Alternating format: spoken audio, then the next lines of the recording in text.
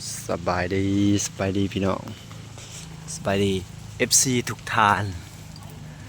มื้อนี้บ่าวแพงสิพาเข้าป่าดงลึกคือน้องมาหาหน่อไม้ไล่มากันหลายคนพี่น้องมากับเมียนำตอนนี้กำลังหมุนไปหาเมียจักเมียอยู่ไสเมียเสียแล้วมาโธ่ไปเนี่ยได้เฮ้ยนี่นะพากันมาหาหน่อไม้พี่น้องหน่อไม้ไล่หน่อไม้ไล่หน่อไม้บง พี่แม่พี่จ้ะนะ ข้างไหน ทำมาพี่ ใช้หน่อไม้มาเบิ่งพี่น้องสีมานหรือบ่มันป่ากับป่าโพดอันนี้นะสงสัยสิได้เยี่ยงโคมเลยแหละมันมืดได้จักหน่อเลยฮะเด่นะคือบ่เอานะมันน้อยบ่ ไม่ใส่ นะน้อยสำนักก็เอาบ่เฮ้ยนี่พี่น้องนะเขาบ่เอาหน่อน้อย มันก็ทำไมบ่ย้ายอันนี้นะไปหาไปไหนเฮ้ยกูบอกว่ากูเคยเข้าไปนะฮะไม่ก็ทำไมมันไม่ได้ขยะเองมันจะไป โอ้ยสิไปทางใดอีกเด้ เลาะลงไปก่อน คานไปเลยพี่น้องมันป่าหกป่าหกดงใหญ่โอ้ยพี่น้องเอ้ยลำบากแท้เด้สิให้บ่แพงคานอะโอ้ยสำหูหนูนี่พี่น้องนี่มาเบิ่งนะหน่อไม้ลายนี่พี่น้องนี่หน่อไม้ค้นๆนี่แหละพี่น้องนี่หน่อไม้ลายค้นๆแต่แกงแซ่บเพิ่นว่ะ หายาก หายากอีก บ่เนี่ยมันหายากเบิด หายากแล้วคานไปให้กว่าหนู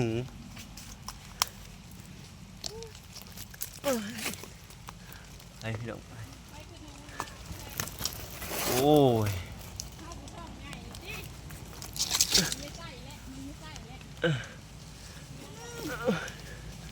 จังได้พี่น้อง ต้นไม้มันไม่ใส่แบบนี้แล้วเด็กมันได้ บ่แพงบ่ได้จักหน่อเลยตั้งแต่เขามาบ่จักหน่อไม้ซะหน่อไม้ก็น้อยเนาะมันก็ใหญ่หน่อไม้ก็ใหญ่อันนี้ก็ฮะเห็นบ่เพิ่นหักมีแนวมาเปรียบเทียบแล้วดอก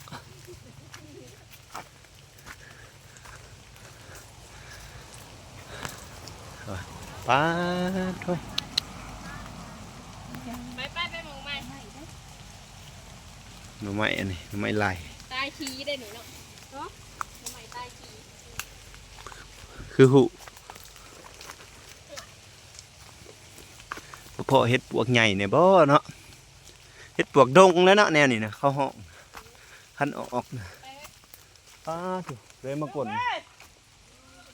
าไป เลยมากลไม้ขยุงนี่ ขี่รถออกอีกแล้วเอารถออกไปทางไหนอีกไป ป้าเป็นตาขึ้นมาหลายแท้ๆนี่ กระดุกกระดุกใหญ่หน่อยนี่นะหนูตัน มาเด้อพี่น้องเด้อมาลำบากนำกันบางเนี่ยป่านี่จะสิไปบ่ได้ได้อืม เมียงพอดีแกง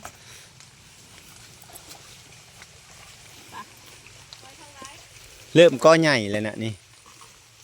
เลาะลงไปก่อนสิหนาก่อนนะแม่ มันเริ่มก้อใหญ่เลยเด้มันก็มีบ่องก้อใหญ่ก้อน้อยหั่นแหละเบิ่งป่าธรรมชาตินี่พี่น้องเป็นป่าดิบชื้นฝนตกมาบ่ต้องห่วงพี่น้องเรื่องชื้นเรื่องเปียกนี่สุดยอดโอ้ธรรมชาติมาสะบ้านเฮาเบาแพงได้ตลอดห้องถ่ายคลิปนี่แหละพี่น้อง ถ่ายให้พี่น้องเบิ่งเรื่องหาหน่อไม้เป็นเรื่องของเมียแน่ที่ไปเนี่ยได้บัดนี้พี่น้องอุ้ยหกแห้งพี่น้อง หาเบิ่งแค่นี้ก่อน ตัวให้เราไปเอารถเพราะว่าบ่ไป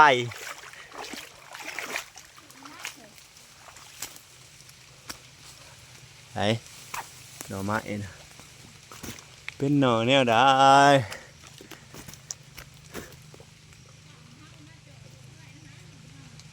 บ่มี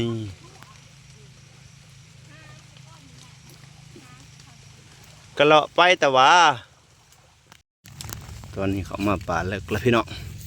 หาก็เริ่มเห็นหน่อไม้ไปชื่อว่ามี2 อันแม่นบ่เนี่ย 3บ่หน่อไม้ไหลพี่น้องหน่อไม้ไหลหน่อไม้บงแกงแซ่บได้หน่อไม้นี่มันเป็นหน่อไม้บ้านได้ไม้ป่านี่ไปพี่น้องไปต่อฝนกระตกยุ่งกระลายพี่น้องเอ้ยสิเป็นไข่ยุ่งก่อนแหละก่อนสิได้แกงหน่อไม้นี่บ่แพงว่ะ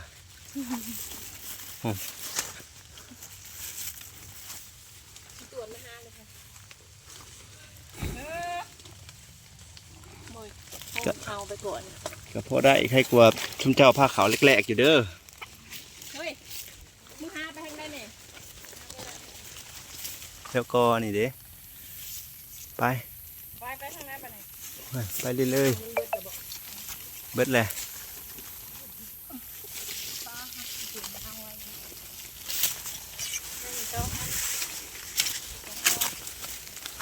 อุ้ยหมอบคานไปได้หายใจหมอนเนี่ยช่วงกอมันนะ เฮ้ย ไปหอดพุ่นเลย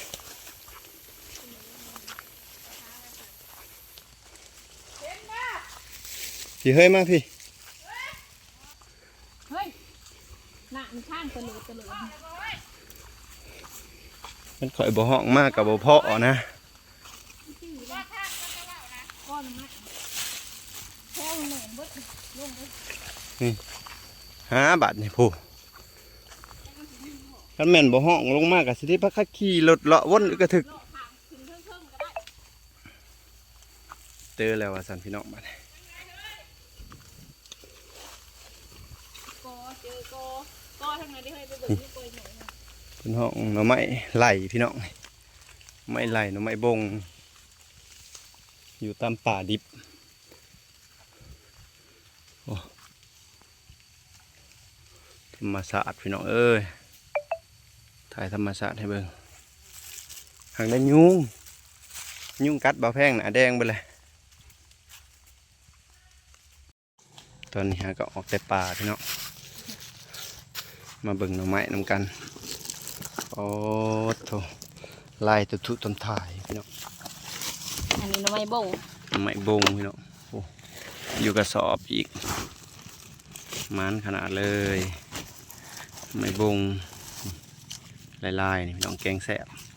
อยู่กระสอบหนึ่งหน่อไม้ไหลพี่น้องโอ้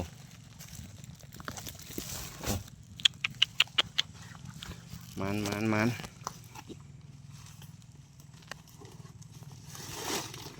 ตอนนี้ก็สิพากันออกเมืองแล้วพี่น้องเอ้ยเขามาป่าลงไปเหลึกเติบสนัดเทใส่กระสอบไปเลย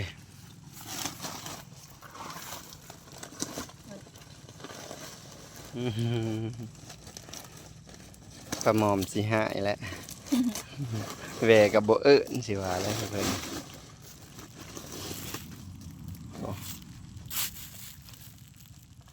ใส่หักกระปูคายนะเฮ้มาเบิ่งดูโตกระปูคายนะป้องตัว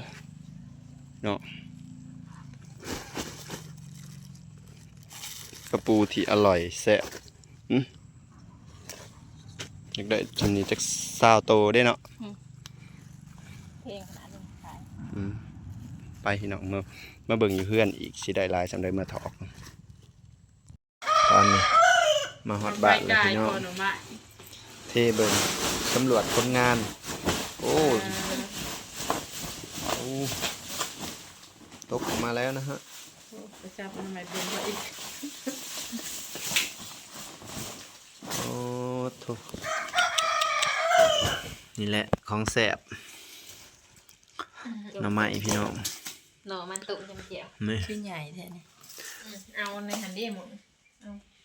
ใหญ่บ่ ตัวกินข่าวแกงตัวเห็ดอะไร กล้อง เล จู ย นพูนเลยพี่น้อง ได้ครับเองสิเพอ เอ็กซิมุก หน่อไม้ไหล อันไหนมันสิโต หน่อไม้แสบพี่น้องหายาก หากับกินแกง นี่แหละ ว่า คนงานมื้อนี่ เจ้งกับสิมุกเอากระว่าแล้วก็ เฮ้ย บ่ไปล้างก่อนบ่ เจ้งนี่แล้วว่าขยงนะ สิมุกได้นี่ พอเนี่ยพี่ พี่น้องมาเบิ่งผลงานแล้ว ปิดเนื้อกิ ข น อปิดคลิปก่อนเด้อเราเบิ่งเราชมคลิปหน้าพี่น้องแม่ผู้ แล้วเขาก็สอบบุก นี่ลองเคียน